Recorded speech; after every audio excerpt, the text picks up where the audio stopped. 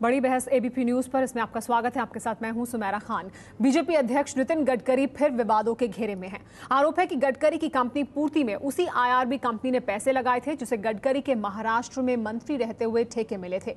यह भी पता चला है कि गडकरी के ड्राइवर और अकाउंटेंट कंपनियों के डायरेक्टर हैं और कंपनियों के पते फर्जी पाए गए। 100 सेकंड में आइए आपको दिखाते हैं गडकरी पर लगे आरोप। टाइम्स ऑफ इंडिया ने गडकरी की कंपनी पूर्ति के जिस गोलमाल का खुलासा किया है उसके मुख्य 3 बिंदु हैं। आरोप नंबर 1, ड्राइवर बना डायरेक्टर।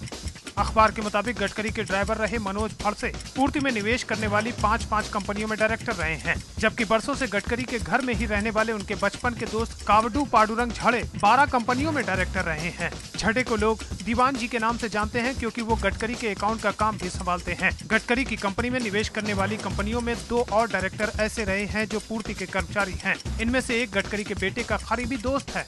आरोप नंबर 2, कंपनियों का फर्जी पता। पूर्ति पावर एंड शुगर में निवेश करने वाली ज्यादातर कंपनियां उन पतों पर मौजूद नहीं हैं जो रजिस्ट्रार ऑफ कंपनीज के दस्तावेजों में दर्ज है।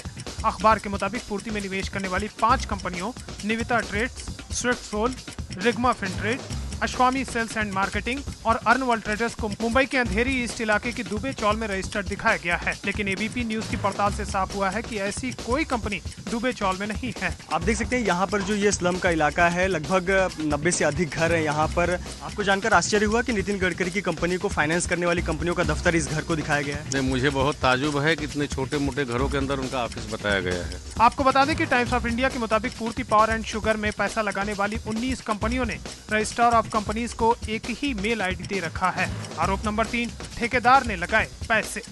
टाइम्स ऑफ इंडिया के मुताबिक महाराष्ट्र के पीडब्ल्यूडी मंत्री रहते हुए गडकरी ने जिस आइडियल रोड बिल्डर्स को राज्य में सड़क बनाने के ठेके दिए थे, उसी कंपनी ने गडकरी की कंपनी को 164 करोड़ रुपए का कर्ज दिया था। यह सब आरोप बेबुनियाद है और पॉलिटिकली मोटिवेटेड है। देश की सबसे बड़ी पार्टी बीजेपी के अध्यक्ष नितिन गडकरी पर लगे हैं आरोप। बीजेपी के ही सांसद राम जेठमलानी ने गडकरी से बीजेपी अध्यक्ष पद छोड़ने को कहा है। CNN IBN से जेठमलानी की बात, नितिन गडकरी को तुरंत इस्तीफा दे देना चाहिए। बीजेपी सांसद राम जेठमलानी ने अपनी पार्टी के अध्यक्ष गडकरी से ये इस्तीफा मांगा है टाइम्स ऑफ इंडिया के एक खुलासे के बाद। ड्राइवर बना डायरेक्टर।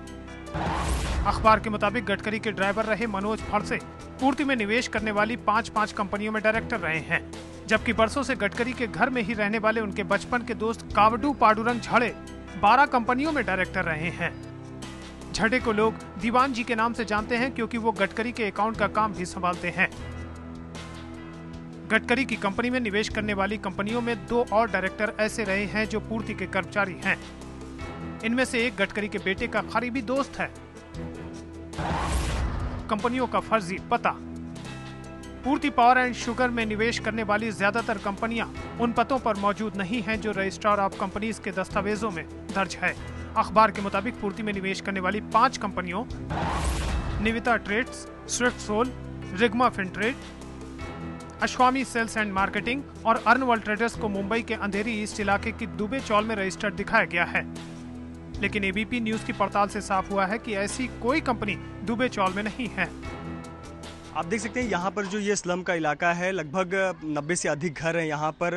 आपको जानकर आश्चर्य हुआ कि नितिन गडकरी की कंपनी को फाइनेंस करने वाली कंपनियों का दफ्तर इस घर को दिखाया गया है। नहीं, मुझे बहुत ताजुब है कि इतने छोटे मोटे घरों के अंदर उनका ऑफिस बताया गया है। आपको बता दें कि टाइम्स ऑफ इंडिया के मुताबिक पूर्ति पावर एंड शुगर में पैसा लगाने वाली 19 कंपनियों ने रजिस्ट्रार ऑफ कंपनीज को एक ही मेल आईडी दे रखा है। यह सब आरोप बेबुनियाद है और पॉलिटिकली मोटिवेटेड है। नितिन गडकरी के बचाव में उतरे सुधीर दिवे उस वक्त गडकरी के पीए हुआ करते थे जब गडकरी महाराष्ट्र के पीडब्ल्यूडी मंत्री थे। अखबार के मुताबिक गडकरी जब महाराष्ट्र में विपक्ष के नेता बने तब भी दिवे ही उनके निजी सचिव रहे। बाद में वो पूर्ति के एमडी बन गए। इसकी इंक्वायरी होनी चाहिए, बल्कि भारतीय जनता पार्टी के अध्यक्ष को खुद सामने आकर इसकी सफाई देनी चाहिए। जो कुछ भी आरोप या जो भी इस तरह की बातें आई है उसका स्पष्टीकरण बार बार दिया जा चुका है। कांग्रेस तो नितिन गडकरी जी के खिलाफ एक्शन ले सकती है, लेकिन वो एक्शन तो लेंगे नहीं, और उधर बीजेपी वाले जो हैं वो कांग्रेस को बचाएंगे, कांग्रेस वाले जो है वो बीजेपी को बचाएंगे। हम सबका ठेका नहीं लिए हुए हर जगह से हर चीज पे बोल रहे हैं। जाहिर है इस वक्त गडकरी अपनों से लेकर गैरों तक के निशाने पर हैं। और मौका सही जानकर दिग्विजय सिंह ने पीएम को खत लिखकर जांच की मांग कर दी है। गडकरी पर लगे आरोपों की जांच सीरियस फ्रॉड इन्वेस्टिगेशन ऑफिस से कराई जानी चाहिए। गडकरी को भी उनका पक्ष रखने का पूरा मौका मिलना चाहिए। जांच से तय हो जाएगा कि गडकरी पर लगे आरोप सही हैं या नहीं। हमने इस बहस में हिस्सा लेने के लिए बीजेपी को बुलाया था, लेकिन बीजेपी ने ये कहकर बहस का हिस्सा बनने से इनकार कर दिया कि वो अपना पक्ष पहले ही रख चुकी है। जो आरोप लगाए गए हैं उसमें कुछ भी नया नहीं है। एबीपी न्यूज चाहता था कि बहस में हिस्सा लेकर वो अपना पक्ष रखे। बीजेपी ने आने से मना कर दिया, इसीलिए हमने बीजेपी के लिए कुर्सी खाली रखी है। तो बीजेपी ने ये कहकर इस चर्चा में शरीक होने के लिए मना कर दिया कि पहले ही अपना पक्ष नितिन गडकरी सामने रख चुके हैं। जो भी इस मामले पर कहना था वो कह चुके हैं। हमारे साथ मेहमान भी मौजूद हैं इस वक्त इस पूरे मुद्दे पर चर्चा करने के लिए। शकील अहमद साहब कांग्रेस पार्टी से हमारे साथ मौजूद हैं और इंडिया अगेंस्ट करप्शन से हमारे साथ कुमार विश्वास मौजूद हैं। लेकिन इस वक्त बड़ी खबर आ रही है नितिन गडकरी से जुड़ी हुई, वो ये कि आरएसएस की तरफ से कहा गया है, ये सूत्रों के हवाले से खबर सामने आ रही है कि आरएसएस की तरफ से कहा गया है कि 30 अक्टूबर तक का समय है नितिन गडकरी के पास अपना पक्ष आरएसएस के जो पदाधिकारी हैं उनके सामने और बीजेपी के जो टॉप लीडरशिप है उनके सामने रखने के लिए 31 अक्टूबर को बैठक होगी आरएसएस की। 30 अक्टूबर तक का समय नितिन गडकरी अपना पक्ष सामने रख दें और उसके बाद 2 से 4 नवंबर के बीच आरएसएस की जो बैठक होगी चेन्नई में, वहां पर फैसला किया जाएगा फिर कि नितिन गडकरी को दूसरा कार्यकाल अध्यक्ष के तौर पर मिलेगा या नहीं बीजेपी में। इस पर और ज्यादा जानकारी के लिए हमारे साथ एबीपी न्यूज संवाददाता विकास भदौरिया जुड़ गए हैं। विकास, भले ही आज बीजेपी सामने नहीं आ रही है, उनका कहना है कि पहले इस पर पूरा पक्ष अपना सामने रख चुके हैं नितिन गडकरी, लेकिन नितिन गडकरी की मुश्किलें क्या अब बढ़ती जा रही है जिस तरह से आरएसएस की तरफ से खबर आ रही है सूत्रों के हवाले से कि 30 अक्टूबर तक का समय उनके पास अपना पक्ष सामने रखने के लिए? जी हाँ, बिल्कुल नितिन गडकरी के लिए मुश्किल भरा दौर है क्योंकि 31 अक्टूबर को आरएसएस के कार्यकारी मंडल की बैठक है। इसमें 20 प्रमुख लोग होते हैं आरएसएस के जो आगे की रणनीति बनाते हैं आरएसएस की और बीजेपी से जुड़े कुछ बेहद बड़े मसलों पर राय मशवरा करके उसकी नीति तय करते हैं। निश्चित तौर पर ये इस बैठक से ठीक पहले ये बड़ा खुलासा हुआ है जिसमें नितिन गडकरी की पूर्ति कंपनी को लेकर तमाम आरोप उन पर लगे हैं। संघ में एक बड़े स्तर पे एक कार्यकर्ता से हमारी बात हुई, स्वयंसेवक से बात हुई। उनका साफ कहना है कि अगर पार्टी के टॉप लीडरशिप ये समझती है कि नितिन गडकरी पर लगे आरोपों पर उनको सफाई देनी चाहिए, उनको एक्सप्लेन करना चाहिए, तो उनको निश्चित रूप से नितिन गडकरी को अपने आरोपों पर सफाई देनी चाहिए। लेकिन महत्वपूर्ण बात यह है कि इस आरएसएस की 2 महत्वपूर्ण बैठकों से पहले ये मामला सामने आया है और ऐसी अहम बैठकें हैं जो कि बीजेपी के लिए आगे के भविष्य के अध्यक्ष को लेकर नाम तय करने वाली ये बैठकें होती हैं। तो उनसे पहले नितिन गडकरी को ये सब कुछ एक्सप्लेन करना होगा, न केवल बीजेपी के बड़े नेताओं को बल्कि आरएसएस के भी बड़े स्वयंसेवकों को, सरसंघचालक तक को उनको एक्सप्लेन करना होगा कि जो आरोप लगे हैं वो एकदम गलत हैं। 30 अक्टूबर तक का उनके पास टाइम है। उसके बाद जो बड़ी बैठकें होनी है आरएसएस की उसमें नितिन गडकरी के दूसरे टर्म को लेकर पुनर्विचार हो सकता है। अगर बीजेपी दूसरे कार्यकाल को लेकर पुनर्विचार हो सकता है जो विकास यहाँ पर बता रहे हैं, क्योंकि 30 अक्टूबर तक का समय है और आरएसएस की जो 2 अहम बैठकें हैं उसके पहले ये तमाम जो खबरें हैं वो सामने आ रही है, ये तमाम आरोप नितिन गडकरी पर सामने आ रहे हैं। जी, इस पर विजय कुछ कहना चाहते हैं? 2 चीजें इससे साफ हो रही हैं। एक तो गडकरी के मामले को आरएसएस पूरी गंभीरता से ले रहा है। गडकरी को दूसरा कार्यकाल मिले इसको लेकर सवालिया निशान हम अभी आज की तारीख में कह सकते हैं खड़ा हो गया है। तीसरा, ये संघ के अंदर सुगबुगाहट सुबह से थी और लिहाजा इसीलिए शायद कोई बीजेपी का कोई प्रवक्ता हमारे एबीपी न्यूज़ चैनल पर भी नहीं आया कि वो गडकरी जब तक अपने मुंह से अपनी सफाई नहीं देते तब तक वो गडकरी को डिफेंड करें या डिफेंड नहीं करें और संघ की नज़रों से मे भी वो फिर उनकी स्थिति गड़बड़ हो सकती है। और संघ को लगता है कि बीजेपी अगर भ्रष्टाचार को एक बड़ा मुद्दा बनाकर चल रही है तो ऐसे में अगर उसके अध्यक्ष पर ही आरोप लगे तो ऐसे में वो कैसे जनता को कन्विंस कर पाएगी। जी, और ये तमाम बातें ये जो अभी खबर सामने आ रही है उससे निकलकर सामने आ रही है। लेकिन हमारे साथ शकील अहमद साहब मौजूद हैं और इंडिया अगेंस्ट करप्शन से हमारे साथ कुमार विश्वास मौजूद है इस चर्चा में। बीजेपी की तरफ से इस वक्त हमारे साथ चर्चा में कोई शरीक नहीं है, हालांकि उन्हें हमने बुलाया था लेकिन कोई भी आज बीजेपी की तरफ से नहीं आया है। शाम 6 बजे से लगातार ये कुर्सी खाली है। बीजेपी का पक्ष यहाँ पर सामने इसी तरह से सिर्फ आया है कि जब उनकी तरफ से बयान दिया गया कि हम पहले ही अपना पक्ष सामने रख चुके हैं। लेकिन शकील अहमद साहब, आरएसएस तो बहुत गंभीरता से ले रहा है इस पूरे मामले को। 30 अक्टूबर तक का बताया ये जा रहा है सूत्रों के हवाले से कि समय भी दे दिया गया नितिन गडकरी को अपना पक्ष सामने रखने के लिए। कांग्रेस पार्टी इतनी गंभीरता से नहीं ले रही है क्या?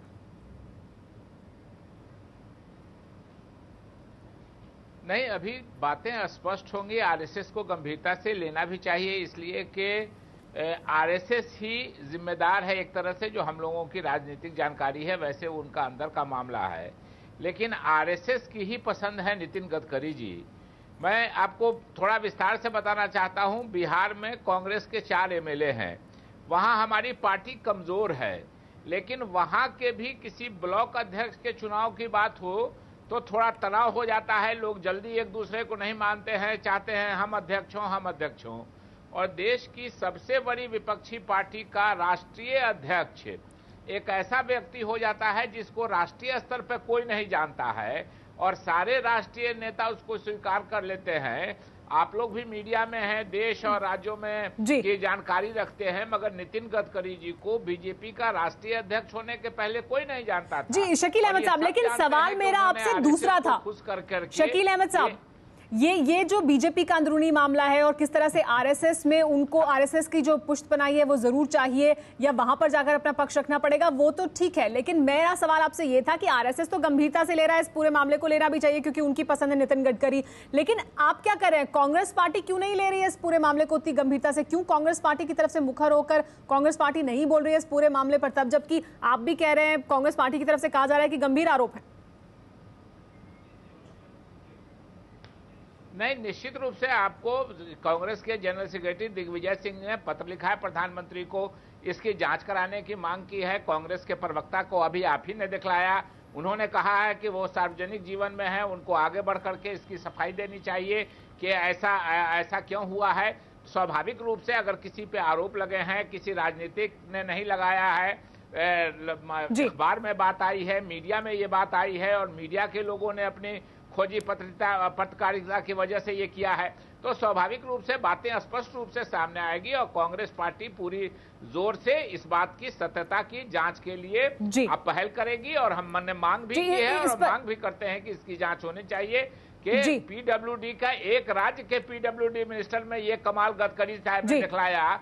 अगर राष्ट्रीय स्तर पर कुछ हो जाए तो आपके मुताबिक आप कांग्रेस पार्टी की तरफ से मांग की जा रही है और वो आप मांग करेंगे जांच के लिए इस पर? शकील साहब, स्वाभाविक रूप से जो आरोप लगे हैं, स्वाभाविक रूप से मीडिया में आया है, स्वाभाविक रूप से सबूत आए हैं, स्वाभाविक रूप से इसकी जांच होनी चाहिए। ये सब तो अगर नितिन गडकरी की जगह रॉबर्ट वाड्रा शब्द लिख दिया जाए तो भी ये लागू होता है। नहीं, देखिए दोनों में फर्क समझ लीजिए। रॉबर्ट वाड्रा एक निजी व्यक्ति हैं, उन अपना निजी, ये सार्वजनिक जीवन में है और ये मंत्री रहे हैं, वो सरकारी पैसा की बात हो रही है जो उनके ट्रस्ट में गया है। रॉबर्ट वाड्रा निजी व्यक्ति हैं, उनपे को आरोप लगाया। हम लोगों ने एक बार नहीं 10 बार कहा कि अगर किसी को ये नहीं है कि एजेंसियां भारत सरकार के अधीन में है तो कोई न्यायालय जा सकता है। ये हिंदुस्तान के इतिहास में कभी ऐसा हुआ है? हिंदुस्तान के इतिहास में कभी ऐसा हुआ है कि एक निजी व्यक्ति के लिए, शकील साहब, हिंदुस्तान के इतिहास में कभी ऐसा हुआ है कि एक निजी व्यक्ति के लिए देश का वित्त मंत्री कह दे कि जांच की जरूरत नहीं है और देश का कॉर्पोरेट अफेयर मिनिस्टर कह दे कि हमने जांच कर ली है, कुछ भी गलत नहीं पाया गया? देखिए, वित्त मंत्री जी ने जो कहा था वो बात सही है कि जब तक कोई कंप्लेन लॉन्च नहीं होता है हम उसका नहीं करेंगे। अगर कोई एजेंसी अगर ढिलाई कर रही है तो हम लोग पहले दिन से कर रहे हैं कि न्यायालय का दरवाजा खुला हुआ है। कॉर्पोरेट अफेयर्स मिनिस्टर ने आज भी कहा है नितिन गडकरी जी के बारे में कि एक डिस्क्रीट जांच, चूंकि मीडिया में आ गई है बात, तो एक डिस्क्रीट जांच के लिए हमने कहा है। उस दिन भी उन्होंने कहा था डिस्क्रीट जांच के लिए कहा। जी शकील अहमद साहब, हमारे साथ कुमार विश्वास भी मौजूद है, उन्हें भी शामिल कर लेते हैं चर्चा में। आज भी जी बिल्कुल कहा है कॉर्पोरेट अफेयर्स मिनिस्टर ने, बिल्कुल कहा है। यही मेरा सवाल भी है कुमार विश्वास आपसे। आपने सुना कि कॉर्पोरेट अफेयर्स मिनिस्टर ने कहा कि डिस्क्रीट जांच क्यों हो रही है, आपको क्या लगता है? मैं सुमेरा 2 बातें कहना चाहूंगा। एक तो सबसे पहला प्रश्न जो गडकरी जी पर है, आपको याद हो कि आप ही दोनों हमारे मित्र बैठे हुए थे, विजय बैठे हुए थे और आप बैठे हुए थे, और भारतीय जनता पार्टी के एक बहुत महत्वपूर्ण कार्यकर्ता आपके यहाँ थे जो पहले बार जब हमने आरोप लगाए थे, जो साक्ष्य सामने रखे थे, वो कह रहे थे कि आप तो बोगस हैं और आप तो फला हैं। तो मैंने उनसे कहा था कि धैर्य धरिए, अगली किश्त आ रही है, आप इतने बेचैन ना होइए, आप आ नहीं पाएंगे, फेस सेविंग के लिए। और मैं अभी भी कह रहा हूं कि और 2 किस्तें आ रही हैं, वो भी आएंगी, लगातार आएंगी। तो ये जो तरीका बन गया कि आप कितना भी भ्रष्टाचार सामने लेके आइए, देखिए हमारे पास तो रिसोर्सेज नहीं है, हमारे पास पैसा नहीं है, हमारे पास एजेंसी नहीं है, मीडिया हाउसेस के पास अपना एक स्पेक्ट्रम होता है, अपने लोग होते हैं, इंफ्रास्ट्रक्चर होता है। तो दोनों को बधाई कि आप लोग निकाल के लाए, और आपके चैनल पर नहीं, किसी भी चैनल पर भाजपा के मित्र नहीं आ रहे हैं। अगर वो अच्छा ही होता, यही कहने आते कि हम कुछ नहीं कहेंगे जब तक कि गडकरी जी कुछ नहीं कहेंगे, लेकिन इतना भी नहीं कह रहे हैं।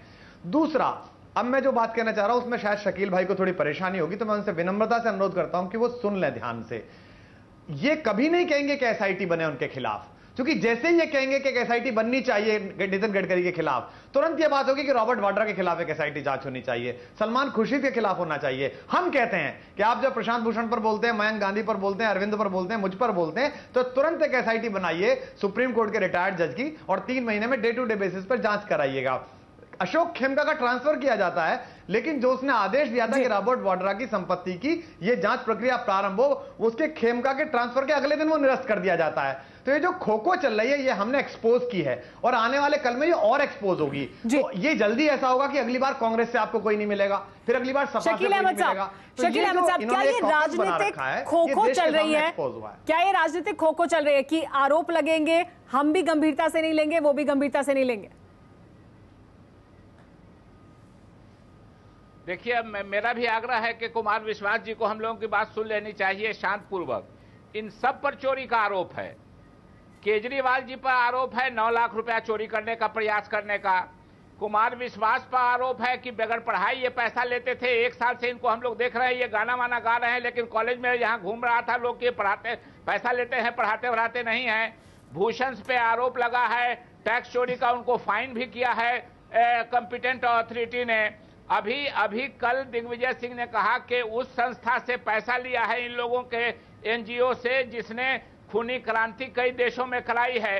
तो इन सब पर चोरी का आरोप है। ये टीवी चैनल पर बैठ के आप लोगों ने इनको नेता बना दिया, ये टीवी चैनल पर बैठ के दूसरों को सर्टिफिकेट बांट रहे हैं और अपने चोरी के बारे में सफाई नहीं दे रहे हैं। ये बात कोई गलत छुपी हुई है कि केजरीवाल जी ने नौकरी में जो पैसा लिया था, बॉन्ड भरा था, वो वापस नहीं करना चाहते थे।